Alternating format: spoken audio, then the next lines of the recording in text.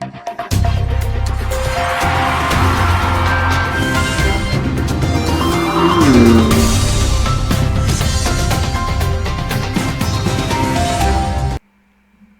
everybody, and welcome to the Week 3 recap on the Unparalleled Success Podcast.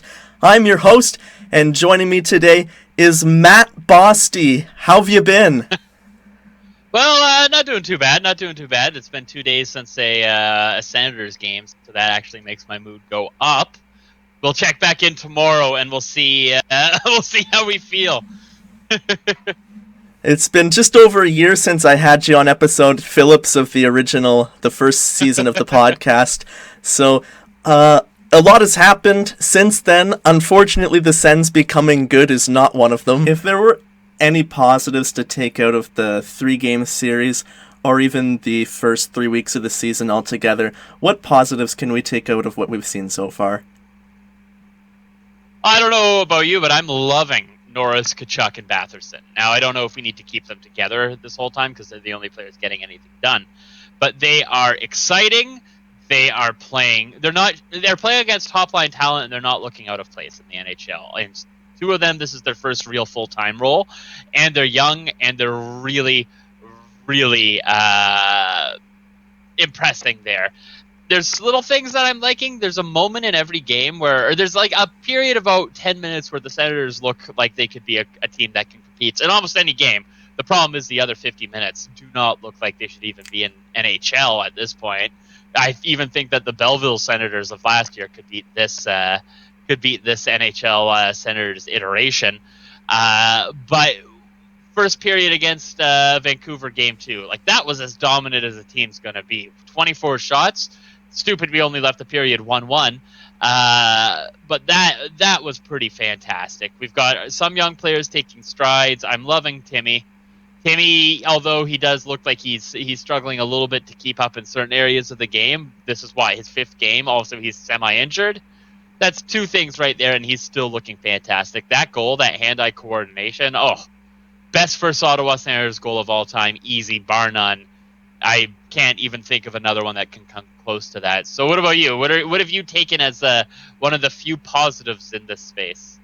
One thing that I've noticed, and I'm not sure if this is necessarily a positive, if it indicates that things will get any better in the future, but a stat that has stood out nonetheless is that we have outshot our opponents in 6 of the first 8 games, and in 3 of them we've completely outshot them on the shot clock, at least by 8 or more shots. So what I'm wondering is if that is an indication of better things to come, not necessarily wins, but at least closer hockey games, because I'm getting really frustrated with these 4-1, 5-1, and 7-1 losses.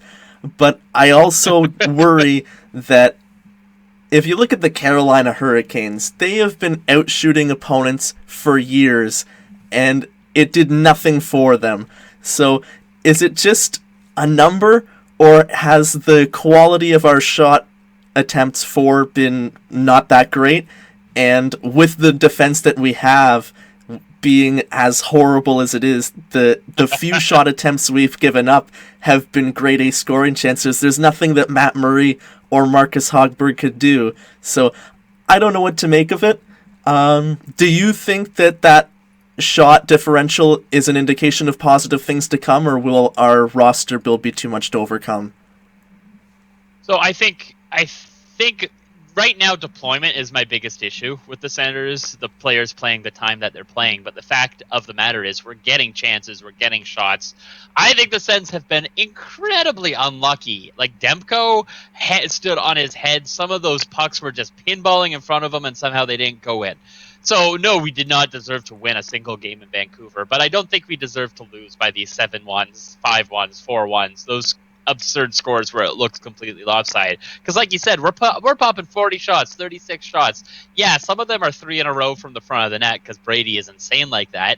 But there's also some really good setup plays that are just not quite firing. So I think that this roster by the end of the year will be able to convert more high threat shots than just the some of the garbage ones we're putting forward.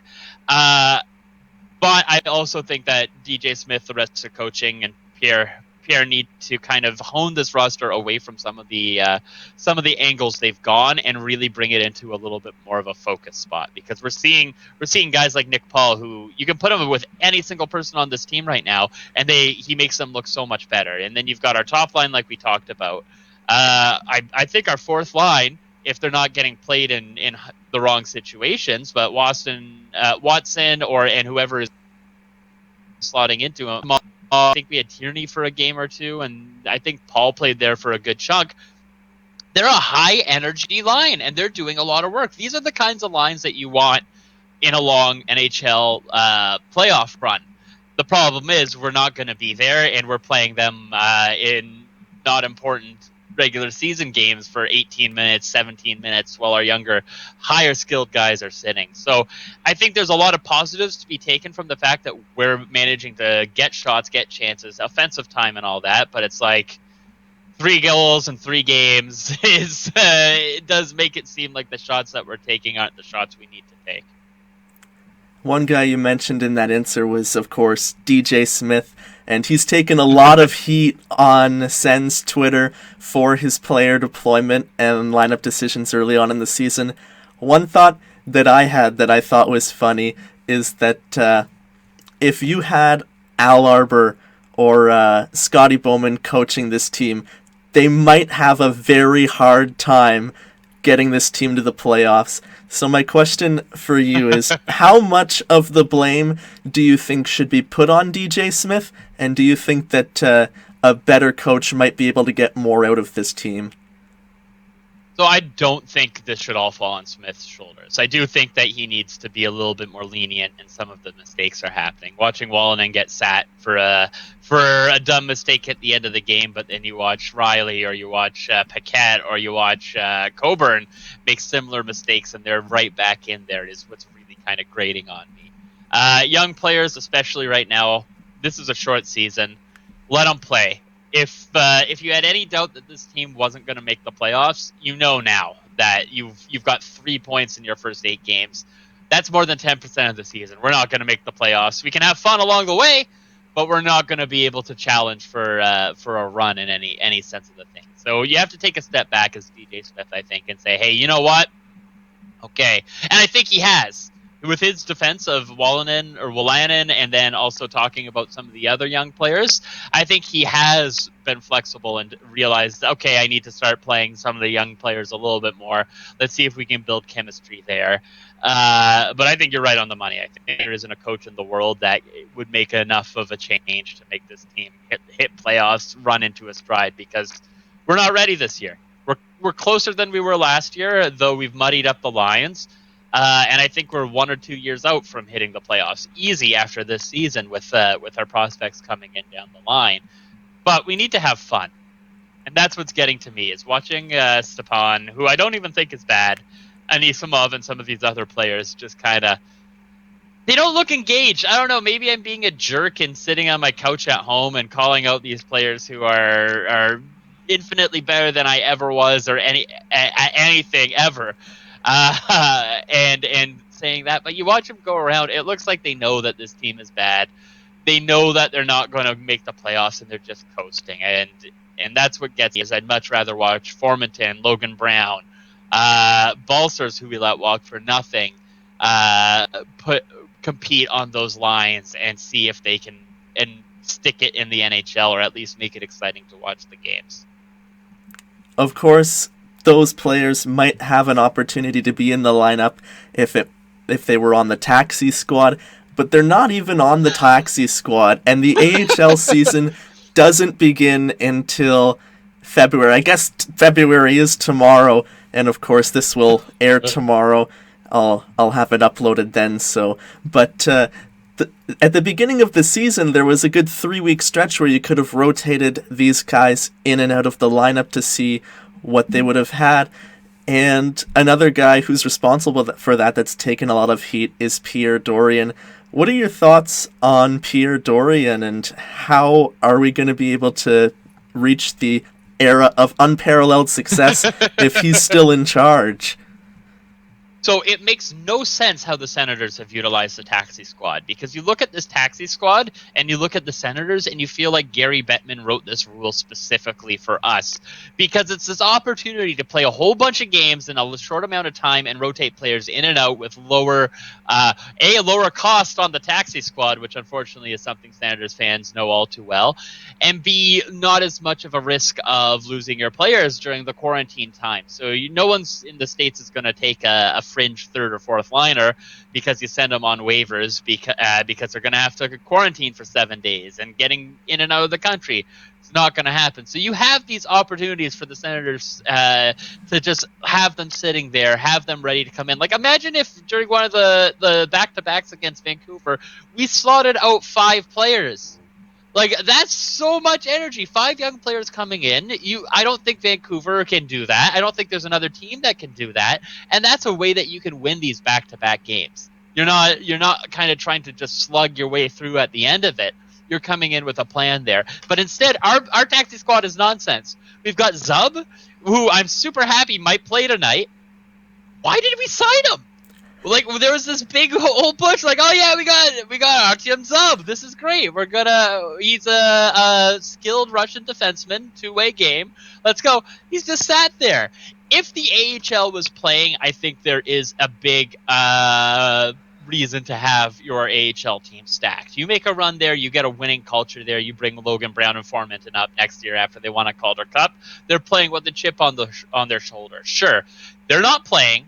The AHL in Canada isn't even going to be a full AHL. We're going to play Laval 15 times in a row, and then out into Winnipeg, and then out on the East Coast, which is all well and good, but it's not the same. You don't have the travel. You don't have the stuff there. So it is just so weird to me that this taxi squad isn't being used to rotate young players in and out. Have them practice with the team. Have them compete. Have them push. Have them get used to NHL life on the road.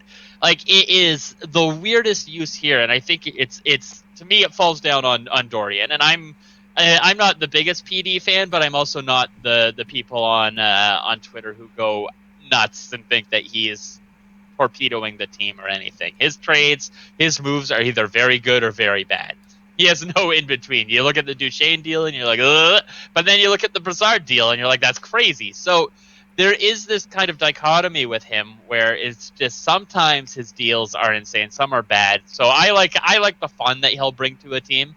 The frustrations are there, but you know what? He won't hesitate. He won't be Brian Murray where he sits on his hands a little bit too long and then we miss out on something. And that's not a slight at Brian Murray. I think Brian Murray is a fantastic person, fantastic GM, fantastic coach.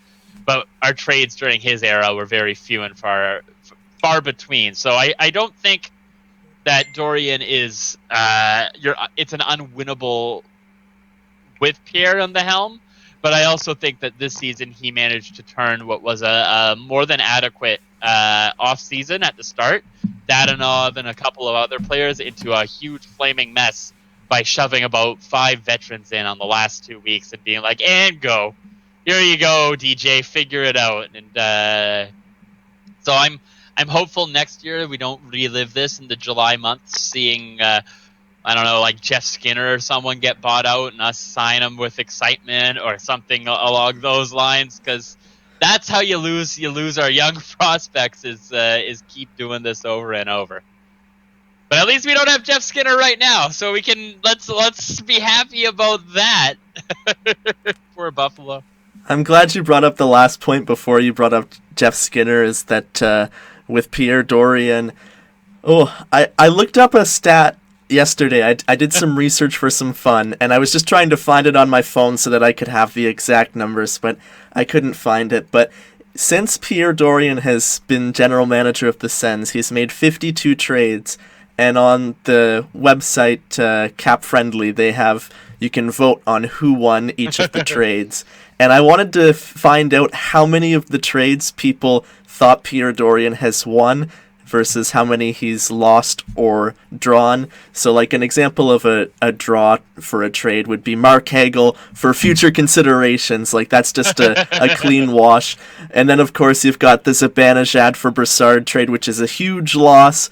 Or you've got the Matt Duchesne for Abramov, Davidson, and a first-round pick, which was a great trade. So what I found was that the people voting on Cap Friendly have been very harsh on Pierre Dorion. They found that he has won 11 out of the 52 trades, or something like that. And then I vetoed some of their votes, like I went through, and some of the votes were very lopsided, like the Tom Pyatt and Mike McKenna for Anders Nilsson trade. Like 90% of the votes said Vancouver won that trade, and I'm just like, no, they didn't. No. And then there was the Cody Ceci and Ben Harper for Nikita Zaitsev and Connor Brown trade, and all the Leafs fans went on and voted that Toronto won that trade, which they did not. So after doing some adjustments, I decided that Pierre Dorion has won 15, lost 19, and drawn whichever the remaining amount of the trades were. So he's almost 500, but as you said, like the last few trades that he made right after Christmas before the start of the season, that's what really cost us a lot heading into this season, was the trade for Derek Stepan, the trade for Eric Goodbranson, the trade for Austin Watson. It's just, those are the types of moves that can get a general manager fired. I don't mind one of those trades. Even two is okay, but we had like 4 of them. And that's the weirdest part. It just felt like this weird thing where he just had to make some deals to make something happen. And at the time of the trades, I didn't hate Stepan at all.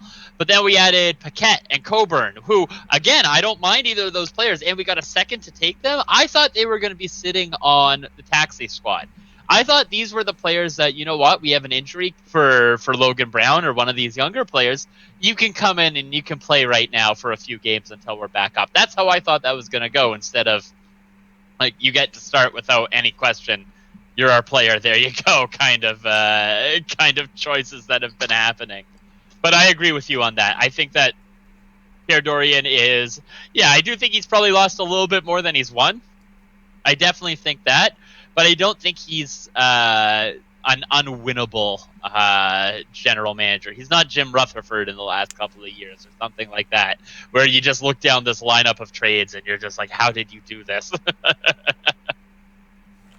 Moving on to the league in a more of a general sense, I like to call this segment the waiver wire. Of course, we'll preview the week ahead for the Sens at the end of the episode, but right now I want to talk about some hot topics around the league, and one of the hottest topics today is Tony DeAngelo being placed on waivers. And I don't know how much you've been following the Rangers the past year and a half or so, but I've been a big fan of the team with Zibanejad, Panarin, and of course Lafreniere. They've been a really exciting team to watch, but one guy that's caught my interest has been Tony DeAngelo.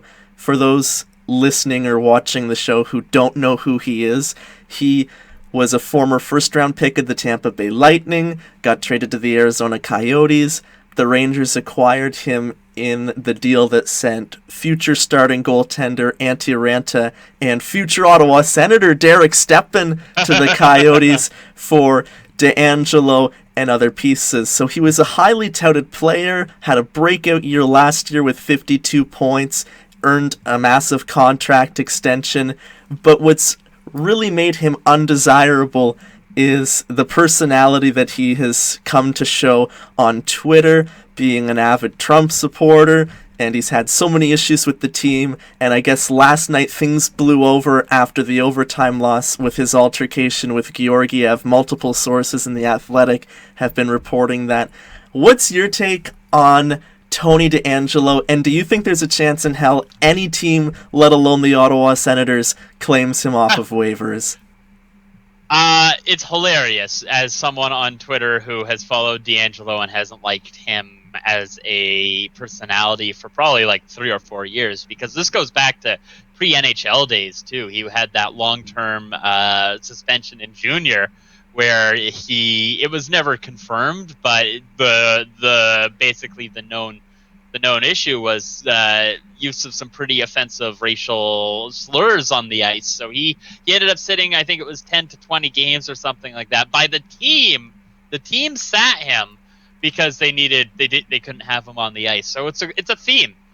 A player of his caliber going through 3 organizations before he plays. There's something there, and that's a personality issue. And I remember watching a little video with him, and I think it was his dad who excused his actions by just saying, we're from South Philly. That's how we are. And it's just like, you know what? There is definitely, like, there's some neighborhoods like that. I'm sure it's not where I've grown up in or I've raised to be like. You can't use that as an excuse, especially when you're on a friggin' camera that's going to be shown to across countries. Like, if you have made these mistakes, own them, say you're going to grow from them, and actually do so. It's like it's just common humanity at this point. No one has to be 100% perfect all of the time. But what is this now for Tony? Junior, racial slurs, in trouble constantly with the Rangers because he can't keep his mouth shut on Twitter. Trying to start this weird politically incorrect podcast because he thinks that's something someone wants. Arguing with people on Twitter, quitting Twitter in anger, coming back, quitting again.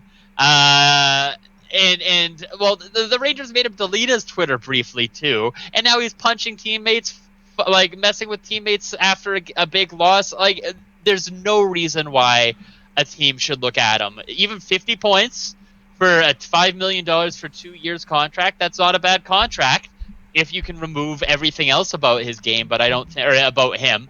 I think he'd be a fantastic pickup. The problem is that you can't. You will always be living with this player who will make every single fan base in the league hate your guts because he has done that, and you shouldn't. I am worried Ottawa is going to do it.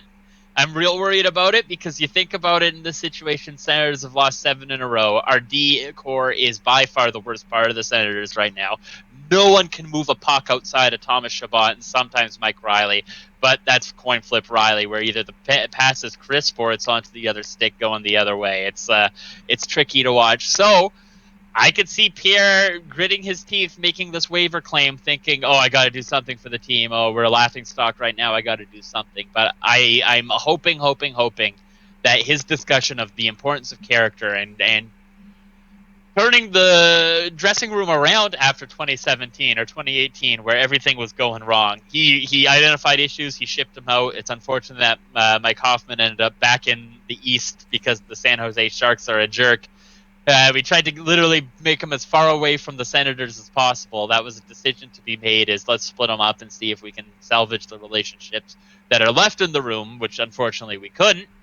I'm hoping that he stays true to what he has done, to what he has said, and we're not going to see Tony D in a Senators jersey. But, small caveat, it would be hilarious.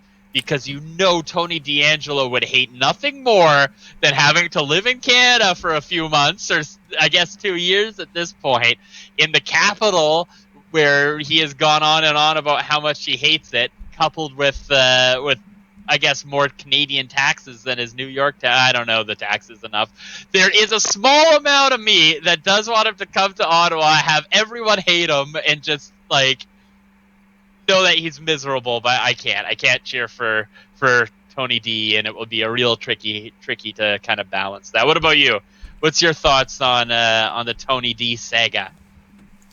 I agree with everything you said about him as a person. He's just shown how undesirable he can be as a teammate, and I'm not gonna pretend that I know the guy, but when you have as many sources and you've been able to see as much evidence as he has provided himself on Twitter, you just know that he's not the kind of guy you want in a locker room. And I do understand your worries about with Pierre Dorion because of how bad Ottawa is and how he put up 52 points last year. But from what I've seen from Tony DeAngelo as a player is, although he can produce offense, he's just as poor defensively as most of the players we have on our current defense core. So even if he could provide a boost offensively, we're still going to be giving up 5-6 goals a game with him on the ice. And if there's one thing that I trust Pierre Dorion to do, and there's the list isn't that long, but if there is one thing that I do trust Pierre Dorion to do, it is to not bring in a low character guy into the locker room. So I don't think we're going to have to worry about him being picked off of waivers by the time that noon comes tomorrow. Although, as you said, it would be a little bit hilarious. Leave it to the Ottawa Senators to make that happen. Oh, it seems just a little bit too on the point that we lose Borowiecki and gain DeAngelo in a calendar year. But let's really hope that's not something we've got to live with. Who do you think will, though? Is there any team outside of Ottawa you think might do this? That's an interesting question. I can't see it because of the reputation surrounding him right now, and especially with most of the other teams, like we've seen with waiver claims, there's been a few players that you think maybe could get claimed, but because of the situation with COVID and him having to isolate wherever he would go, I think enough teams are going to realize that nobody's going to take a chance on him, especially given his reputation, and I don't think that the Rangers are going to rid themselves of Tony DeAngelo by noon tomorrow. Oh, I can't wait to see what comes out afterwards. Absolutely. It's gonna be some fun, drama-filled hockey days. Those are the best. One other player who could potentially be more likely on the move is Sam Bennett, who has requested a trade out of Calgary. He is a player who I know very well, having played for the Kingston Frontenacs, and me being from Gananoque, they're the closest OHL team to where I grew up. So I got to see him in the playoffs, and he ended up being picked 4th overall in the draft. Maybe, I think it was 2015, could have been. Around that time, maybe right. 2014. Yeah. But he's a player who has not panned out the way the Flames would expect. He's been very consistent as a reliable 25, 35-point player, but definitely not what you would expect from a 4th overall player. And having requested the trade out of Calgary, how do you think the Flames should handle this? And what do you think the asking price will be for a guy like Sam Bennett? It's tricky because I don't think that the Calgary Flames want to get rid of him because, like you said, he's very consistent. He kind of fits that 3rd, 4th line role very well for him, and I think a team would be really happy to have one of those players, have someone like Sam Bennett on your 3rd and 4th line. But it might be one of those kind of Curtis Lazar situations that Ottawa dealt with, where it's like you can identify that this player has a skill set.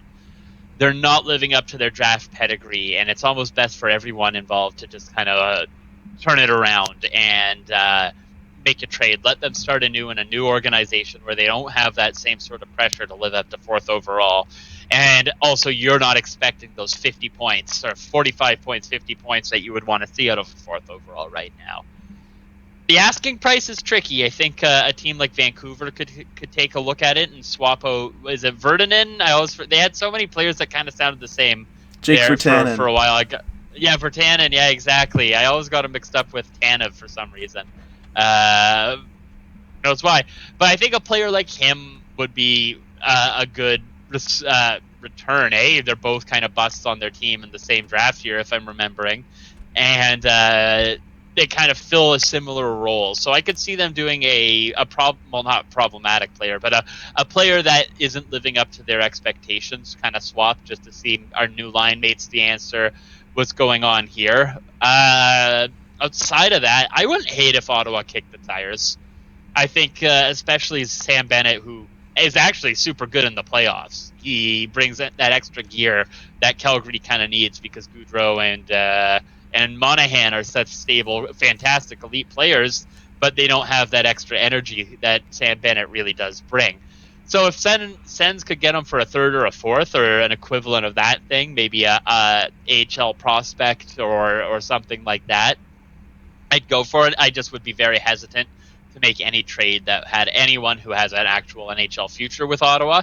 Maybe Calgary really needs an older veteran like a Stepan or Coburn, Paquette. There you go, slot him right in, and we could do that. But I don't think that's what Calgary's looking for. So it'll be interesting. I feel bad for him. I feel bad for the Flames. You never want to see a player kind of have to make this call. And I remember it was a real big bummer for me when Lazar got traded in the same sort of situation, though Formanton is more than I ever would have dreamed to get for Lazar, even if for some reason he's not playing anywhere right now. He's an important part of the Senators' future. So you got to take a step back, not get emotionally invested in players as fans sometimes. But I am hoping to see that Sam Bennett will find somewhere and be able to carve out a nice little niche like Lazar has. It is funny that you mentioned Curtis Lazar and also Derek Stepan later on, because we're on exactly the same page as where I was going with this, is that it really does remind me of the Lazar situation, although Bennett was a higher pick at fourth overall and Lazar was more mid-round.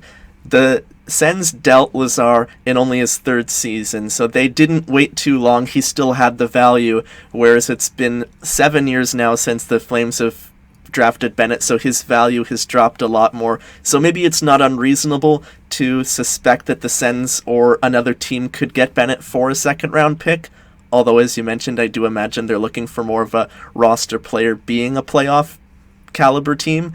But for me, if that's what it comes down to, why wouldn't you trade a second-round pick for a player like Sam Bennett as opposed to giving a second-round pick up for who you got in Derek Stepan? So it's absolutely.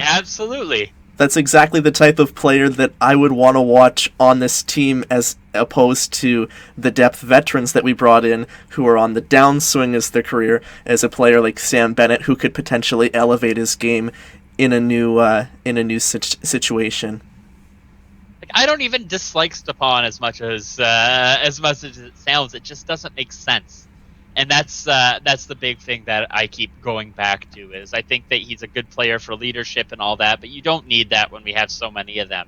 And why not take a second round coin flip on Sam Bennett rather than pay $5 million for Derek Stepan for a year to teach Timmy a few tips? Like, that's nice, that's all well and good, but that's nothing after this year. Whereas if Sam Bennett, if it's a Duclair-like situation, which yeah, I know we didn't really. We got Duclair a bunch of value, and then we screwed that up too, or who knows what really went down behind those closed doors. I don't think we ever will, and I wouldn't want to see that happen again. But why not go for a risk like that rather than the non-needle mover that is these aging veterans? Yeah, you mentioned Anthony Duclair, and a lot was made of that when he ended up signing with the Florida Panthers. And I don't like to speculate too much, considering, as you said, we don't know what happened behind closed doors. But personally, I wasn't even too upset that we lost him. He's had a great start in Florida, 5 points in 5 games, whichever. But he's been playing with Hepniemi and Barkov, like 2 top players. And it's pretty easy to put up points with those players for sure. But for Ottawa, if he'd have stayed, you look at the guy and he had 2 goals in the last 27 games last year. One of them was an empty netter, and he's just struggled mightily with consistency. So personally, I have no problem with whichever scenario led to him becoming an unrestricted free agent.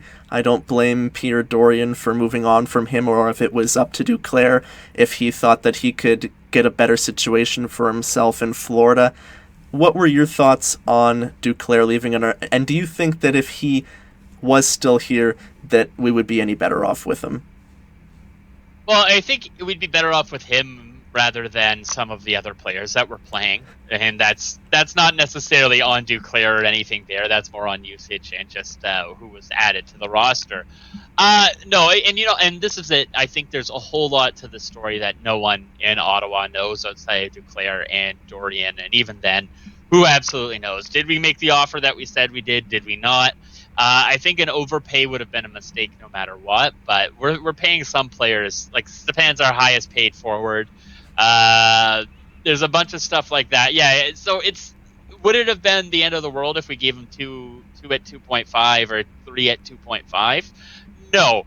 And he's just a player that's more exciting than a lot of these other players. Now, I think there was a big conscious decision that we wanted to be hard to play against, gritty, and a full 60-foot game all day, game in, game out. And Duclair is not that.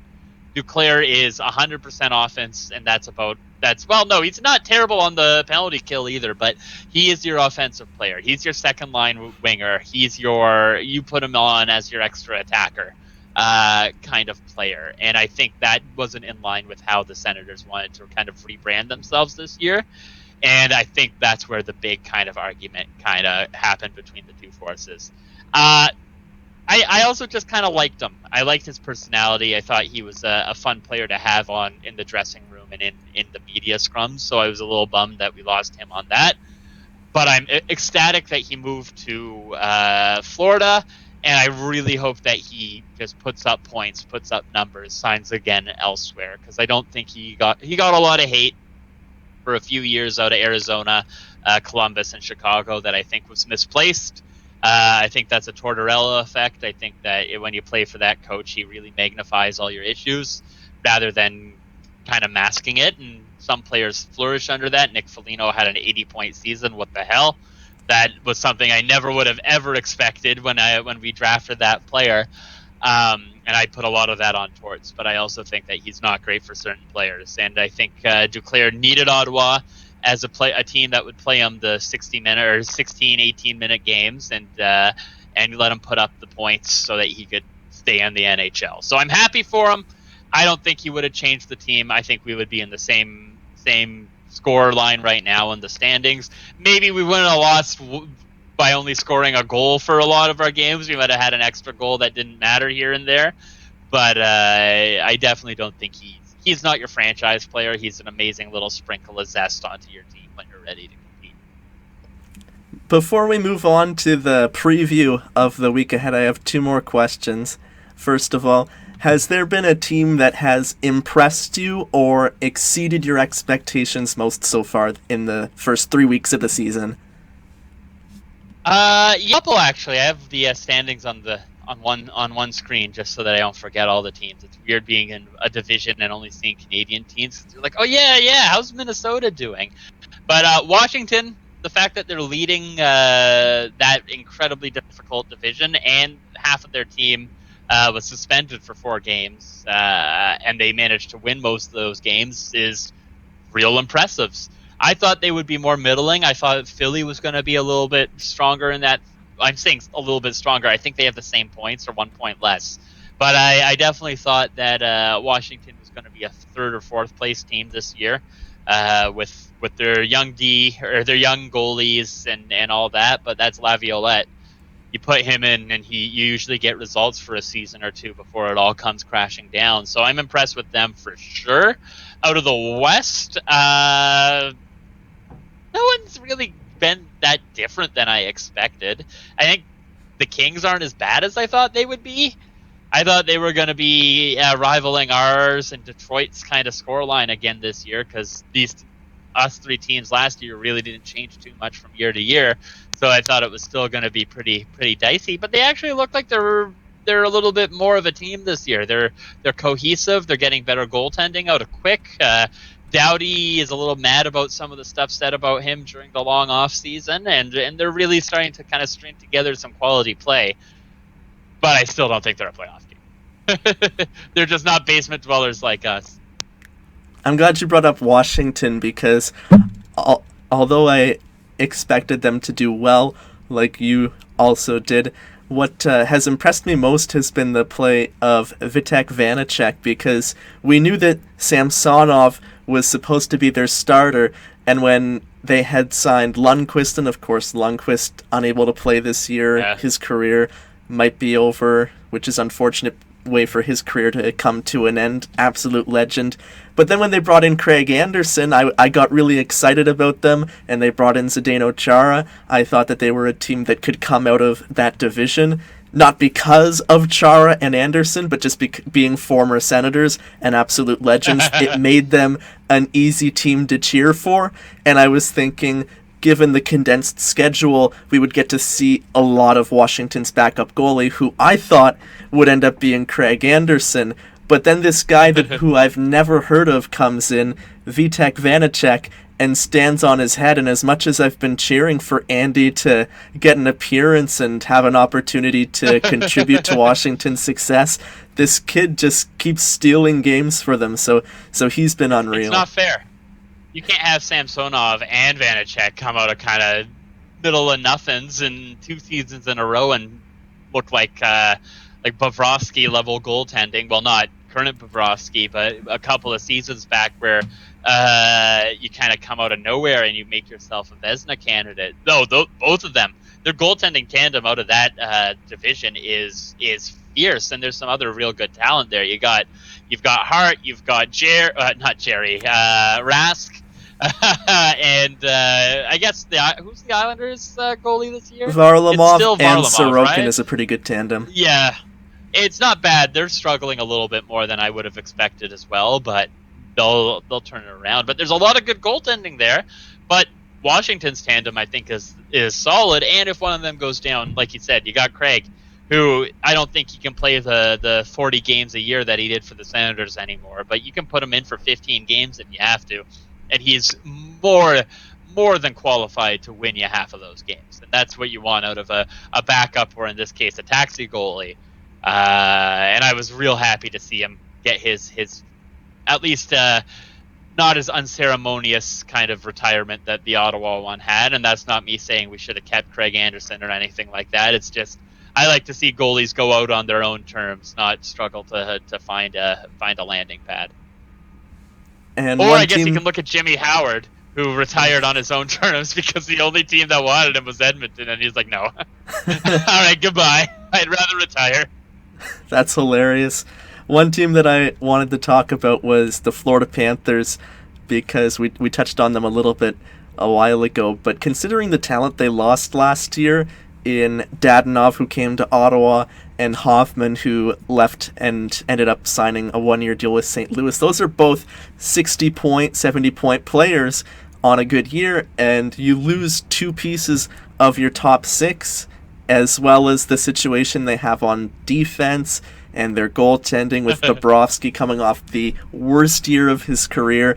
But they have quietly gone off to a 4-0-1 start. They have yet to lose a game in regulation, and a big part of that has been former Belleville Binghamton Senators goaltender Chris Driedger, who has emerged as the starting goaltender. It's obviously not an ideal situation for them to have a $10.5 million backup goaltender in Bobrovsky, but I love cheering for Driedger, and I think that they've impressed me and exceeded my expectations early on this year. Absolutely. They're one of the teams that I'm cautious on because for the same reasons. Is this sustainable? Were they lucky that they had a couple of postponed games so they could come in a little fresher than their opponents to kind of get these in? But you watch them play, and it doesn't look like that. They look like they're a really well-built team, top to bottom, with some issues. Like you said, their D is kind of oof, and their weird thing where they sat Yandel for only a single game for some reason, just to who knows why, and not that Yandel's played amazing, and then Bobrovsky and all that.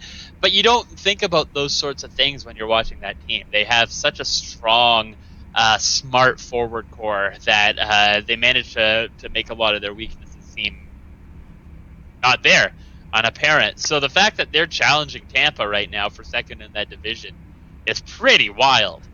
We'll see how they do as the season goes on, though. That's my only caveat there. Are they gonna regress?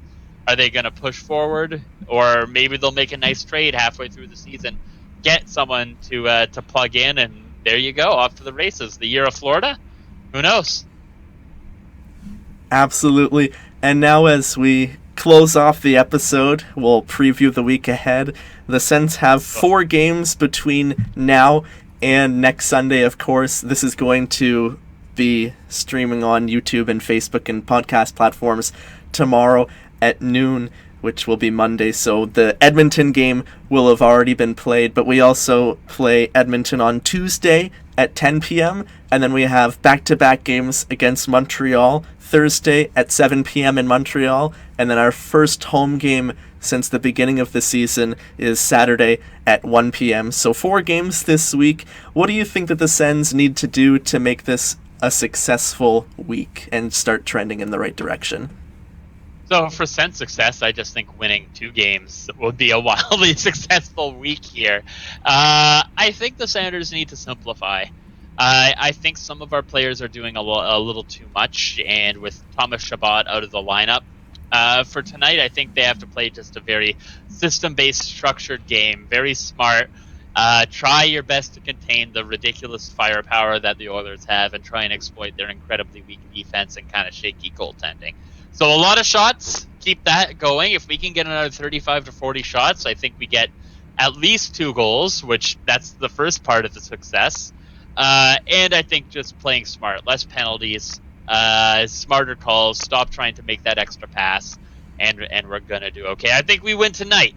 I think that we're going to have a very concise victory because it doesn't make sense that we would. So that's why I think it's going to happen. I think it's going to be 3-1, 4-1 Senators. Our goalie, Matt Murray, I think will have a real good bounce-back week and look like a player that we should have acquired rather than the kind of hold your breath that we've been doing here. And then I think we get absolutely demolished on Tuesday. Those are my Edmonton takes here. I think we win tonight, and then Tuesday they win in Vancouver style of 5 or 6-1. And then we're back on the East Coast, which I think really helps Ottawa. I think that we are probably going to look competitive against the Habs and the Leafs all year, regardless of how much better they are in the standings because of all the emotion that our team brings to those. Like, I think back to the Leafs series, or Leafs games back in, like, 2016, 2015, where the Sens were garbage again. And we were always, like, we would beat the Leafs, like, 6 times. Like, we would have, like, 22 wins in the season, and most of them were against the Leafs and the Habs. And, like, I guess we had more wins than that, but still, it felt like that's all we had. So I know that we can always compete against those turd teams and really push the envelope against them. So I'm not going to make a prediction for the Habs games, but I think we at least win one of them, but I think we could take 2 of them, and I am very much looking forward to the days on Twitter where I can start riling up Habs fans and Leafs fans again instead of sheepishly hiding behind just some depressing Sens memes that I've been throwing out there. What do you think? Do you think we have a shot tonight? It's funny. Before I get into tonight, I want to touch on, before I forget, is your comment on the Sens-Leafs rivalry. Is it's hilarious that it never makes sense who wins, because whenever the Sens are garbage, they seem to control the rivalry. But back in like 2012-13, when the Sens were the playoff team and the Leafs were the basement team, we could never beat them. Like, Kessel would always have an unreal performance, and like Lupul and Bozak, and the Leafs would always have our number when we were the better team.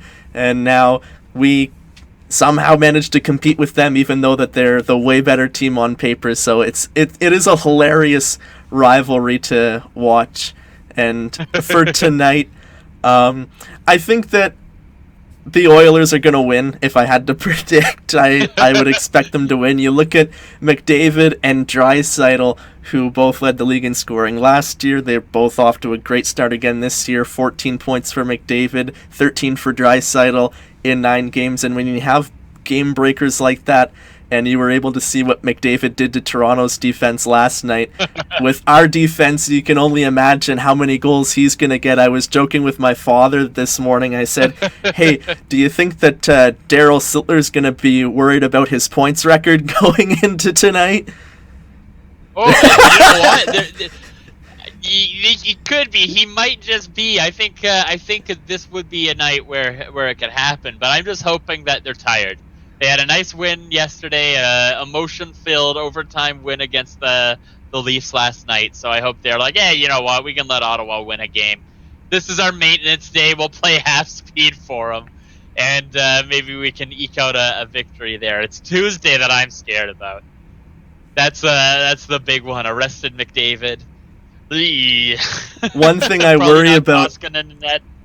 Yeah, there's 2 things that I worry about. The first one is that Edmonton is 4-6 coming into tonight, so that they were expected to do a lot better coming into the season. They were supposed to be right up at the top of the division with Toronto, so they need some points, and John Rodenberg from TSN 1200, he tweeted today, he's like, one thing you got to take into consideration when evaluating the Canadian division standings is who has games remaining in hand against the Senators. So we saw it in the past 2 weeks. We revitalized Winnipeg's season. We saved Vancouver's season. So I worry with Edmonton having come out to a 4-6 start that they need the points and they're going to come out hungry again tonight.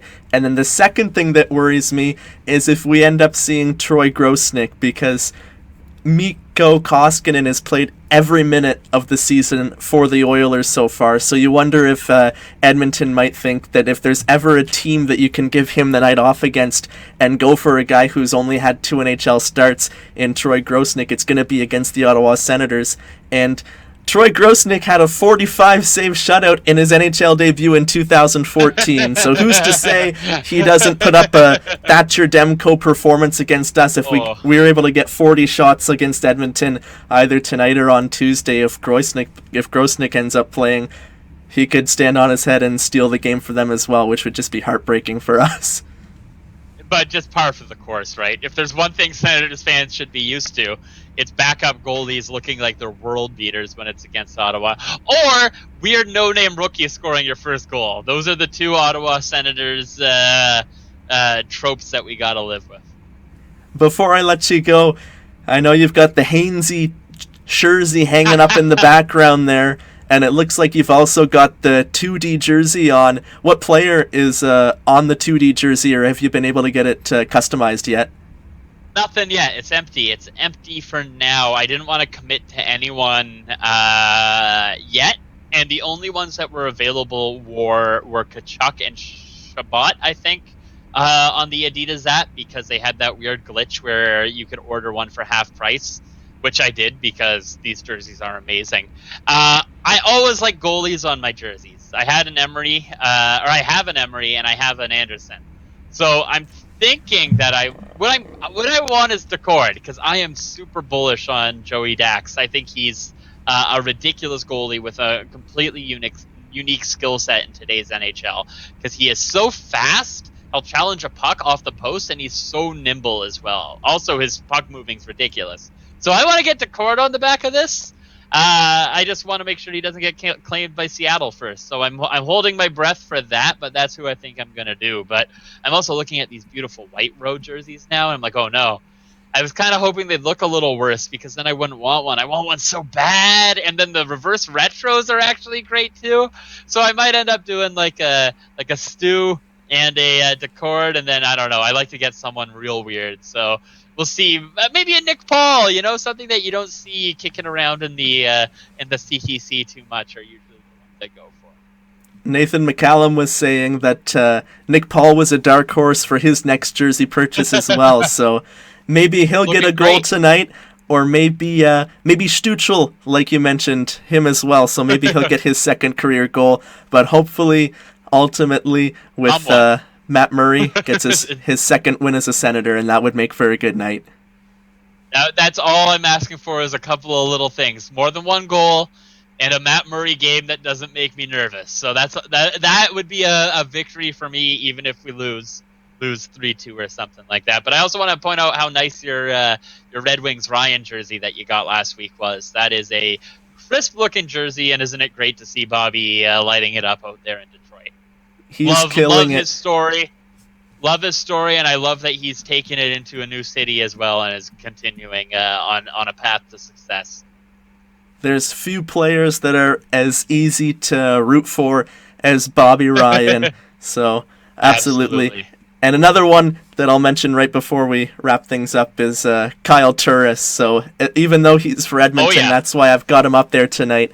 So hopefully that he's able to bounce back, but hopefully he waits a couple games before he does. If my room wasn't super gross right now and full of laundry everywhere, I'd dig up my Turris jersey that's sitting under that pile of clothes back there somewhere. It's always nice and fun. I've got a Mike McKenna knockoff jersey too with for the Senators that I'll break out next time. Right on. Thank you very much for taking the time to come on the show today and recapping. Thank you for having me. Week 3. It's always a pleasure talking with you, and I'm sure I'll have you on again in the future. Absolutely. Thanks so much, Ryan. Have yourself a great time enjoying your Ottawa Senators. You too, Bosty. Thanks again to Matt Bosty for coming on the show to recap the third week of the season for the Ottawa Senators. It hasn't been easy watching the Sens drop 7 games in a row, but at least with his sense of humor, it can help us positively approach the rest of the season moving forward. So I appreciate him coming on the show, and I'm looking forward to next week's episode with Kenneth Sadiku, who will be joining the show to recap this week's games against Edmonton and Montreal. I hope you enjoyed this week's episode. If you're watching on YouTube, feel free to like, comment, or subscribe. And if you're listening on any podcast platform as well, thank you for tuning in. And happy hockey. Go Sens, go, everybody!